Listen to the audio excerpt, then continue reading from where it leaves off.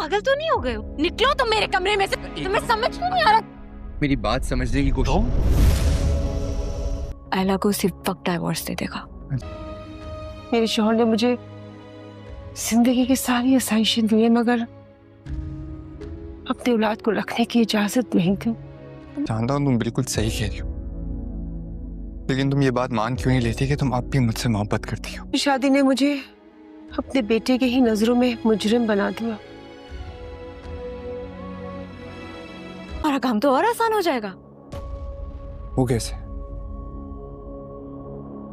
और ना बहुत गैरतमंद इंसान है, ना अपनी जिंदगी खराब कर।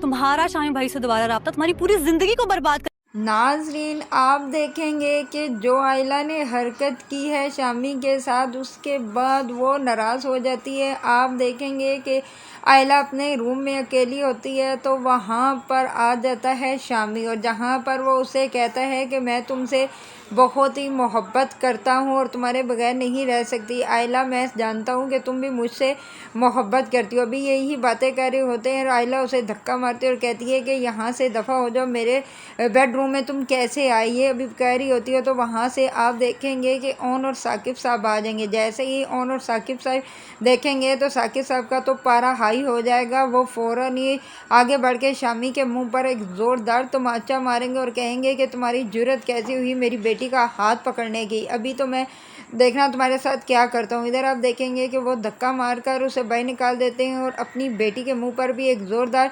तमाचा मारते हैं और कहते हैं कि मैंने तुम्हें मना किया था ना, ऐसा कुछ भी ना करना कि जिसकी वजह से मैं तुम्हें अपनी नज़रों में गिरा दूँ। दूसरी तरफ आप ये भी देखेंगे कि ये सब कुछ ड्रामा करवाने वाला और कोई नहीं, रमला होती है, क्योंकि रमला ने ही शामी को बेवकूफ़ बनाया हुआ और उसके दिमाग में ये डाला हुआ है कि तुमसे अभी भी आयला मोहब्बत करती